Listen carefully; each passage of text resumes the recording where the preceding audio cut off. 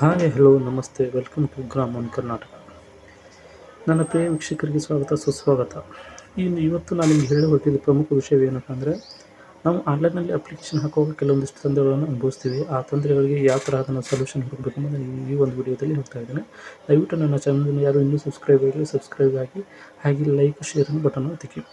ಇದು ಪ್ರಮುಖವಾಗಿ ಹೆಚ್ಚು ಆನ್ಲೈನ್ನಲ್ಲಿ ಕೆಲಸ ಮಾಡುವವರಿಗೆ, ಜೊತೆಗೆ ವಿದ್ಯಾರ್ಥಿಗಳಿಗೆ ಆನ್ಲೈನಲ್ಲಿ ಅಪ್ಲಿಕೇಶನ್ ಹಾಕುವಾಗ ಕೆಲವೊಂದಿಷ್ಟು ಆಗುವ ತೊಂದರೆಗಳಿಗೆ ಸಂಪೂರ್ಣವಾದಂತಹ ಒಂದು ನಮಗೇನು ತೋರಿಸ್ತಾ ಹೋಗ್ತಿದ್ದೇನೆ ಅಂದರೆ ಸೊಲ್ಯೂಷನ್ ತೋರಿಸ್ತಾ ಹೋಗ್ತೀನಿ. ಮೊದಲನೇದಾಗಿ ನಾವು ಆನ್ಲೈನಲ್ಲಿ ಅಪ್ಲಿಕೇಶನ್ ಹಾಕುವಾಗ ಕೆಲವೊಂದಿಷ್ಟು ಫೈಲಿನ ಸೈಜ್ ಅಂದರೆ ಹೆಚ್ಚು ಕಮ್ಮಿ ಆಗಿರ್ತವೆ. ಒಂದು 5 MB ಯಾವುದೋ ಒಂದು ಫೈಲ್ ಕೇಳಿದರೆ ನಾವು ಇಲ್ಲಿ 10 MB ಆಗಿರ್ತೀವಿ ನಮ್ಮ ಸ್ಕ್ಯಾನ್ ಮಾಡಿರೋವಂಥದ್ದು. ಅಂಥದ್ದನ್ನು ನಾವು ಫೈಲನ್ನು ಹೇಗೆ ಕಮ್ಮಿ ಮಾಡ್ಕೋಬೇಕು ಎಂಬುದನ್ನು ಹೇಳ್ತಾ ಹೋಗ್ತೀನಿ. ಮೊದಲನೇದಾಗಿ ನಾವೊಂದು 2 ವೆಬ್ಸೈಟನ್ನು ಹೇಳ್ತೀನಿ. ಇವಾಗ ಸಂಪೂರ್ಣವಾಗಿ ಫ್ರೀ ಆಗಿರುವಂಥ ವೆಬ್ಸೈಟ್ಗಳು, ಜೊತೆಗೆ ಬಹಳ ಈಸಿಯಾಗಿದ್ದಾವೆ. ಯಾರಿಗೆ PDF ಬಗ್ಗೆ ಅಥವಾ ಕಂಪ್ಯೂಟರ್ ಬಗ್ಗೆ ನಾಲೆಜ್ ಇರುವುದಿಲ್ಲವೋ ಅವ್ರ ಮೊಬೈಲಲ್ಲಿ ಸ್ಕ್ಯಾನ್ ಮಾಡಿರ್ತಾರೆ.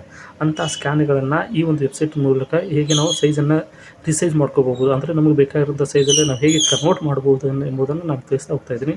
ಮೊದಲನೇದಾಗಿ ನಿಮ್ಗೆ ಹೇಳಬೇಕಂದ್ರೆ, 2 ವೆಬ್ಸೈಟನ್ನು ನಾವು ಫ್ರೀ ಆಗಿದ್ದು, ಸಂಪೂರ್ಣ ಯಾವುದೇ ಥರದ ಪೇಮೆಂಟ್ಗಳಂತಿಲ್ಲ. ಬಟ್ ಇವು ಒಂದು ವೆಬ್ಸೈಟ್ನ ಪ್ರಮೋಷನ್ ಮಾಡ್ತಾಯಿಲ್ಲ. ಮೊದಲನೇದಾಗಿ ನೋಡಿ, pdfcandy.com ಅಂತಿದೆ. pdfcandy.com ಮಾಡಿದಲ್ಲಿ ಇಲ್ಲಿ all in one online PDF tool kit ಅಂತಿದೆ. ಇಲ್ಲಿ ಸಂಪೂರ್ಣವಾಗಿ ಕೆಳಗಡೆ ಕೊಟ್ಟಿದ್ದಾರೆ.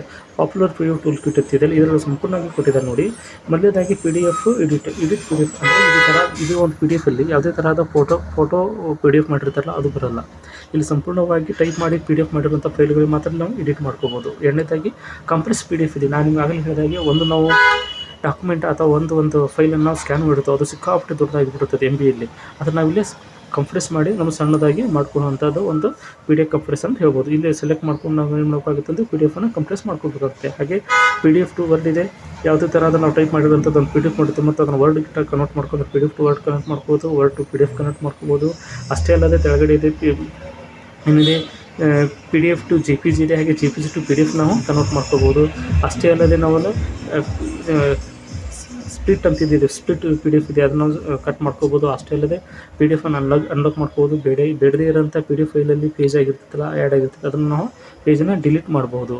ಅಷ್ಟೇ ಅಲ್ಲದೆ ತೆಳಗಿದೆ ಅದರ್ಸ್ PDF ಟೂಲ್ಸ್ ಇದೆ. ಅಲ್ಲಿ ಸಹ ನಮಗೆ ನೋಡ್ಬೋದು ಕೆಲವೊಂದಿಷ್ಟು ಫೈಲ್ಗಳು ನಮಗೆ PNGಯಲ್ಲಿ ಇರ್ತವೆ. ಆ PNG ಫೈಲ್ಗಳನ್ನ ನಾವು PDF ಮಾಡಬೇಕಾಗುತ್ತೆ, ಅದನ್ನು ಸಹ ನೀವು ಇಲ್ಲೇ ಕನ್ವರ್ಟ್ ಮಾಡ್ಕೋಬೋದು.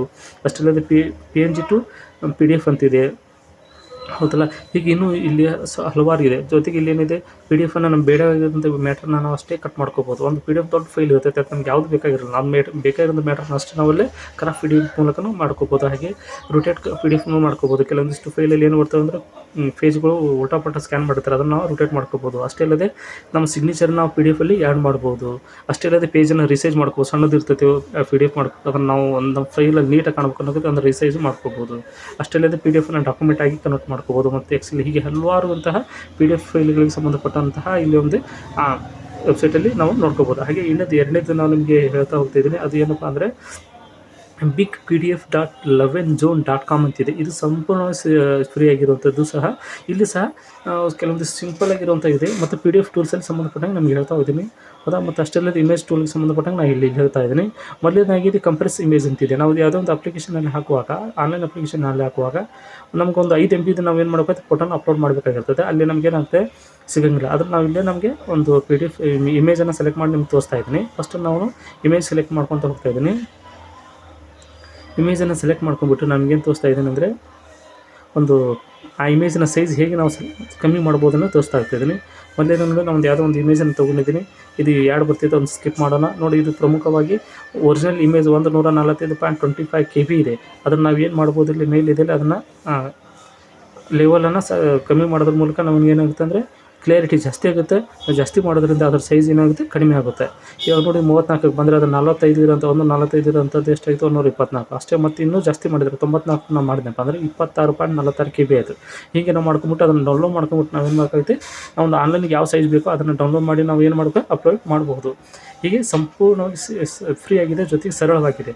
ಇಷ್ಟೇ ನಾವು ಮಾಡಬೇಕಾಗಿರೋದನ್ನು ಈ ಒಂದು ವಿಡಿಯೋ ಮೂಲಕ. ಇಲ್ಲಿ ಅಷ್ಟೇ ಅಲ್ಲದೆ ಅಲ್ಲಿ ಆ್ಯಡ್ ಇಮೇಜ್ ಇದೆ, ಮೋರ್ ಇಮೇಜಸ್ ಅಂದರೆ ನಾವು 4-5 ಇಮೇಜ್ಗಳನ್ನು ನಾವು ಇಲ್ಲೇ ಮಾಡ್ಬೋದು, ಒಮ್ಮೆ ಕನ್ವರ್ಟ್ ಸಹ ಮಾಡಬಹುದು. ಹಾಗೆ ಒಂದು ಫೈಲ್ ಸಹ ಇಲ್ಲೇ ನಾವು ಮಾಡ್ಬೋದು. ಇನ್ನೂ ಇಂಥ ಇಂಟ್ರೆಸ್ಟಿಂಗ್ ವಿಡಿಯೋಗೋಸ್ಕರ ಅಥವಾ ಇನ್ಫಾರ್ಮೇಷನ್ ವಿಡಿಯೋಗೋಸ್ಕರ ನಮ್ಮ ಚಾನಲನ್ನು ಸಬ್ಸ್ಕ್ರೈಬ್ ಮಾಡಿ. ಹಾಗೆ ಜೈ ಹಿಂದ್, ಜೈ ಕರ್ನಾಟಕ ಮಾತೆ.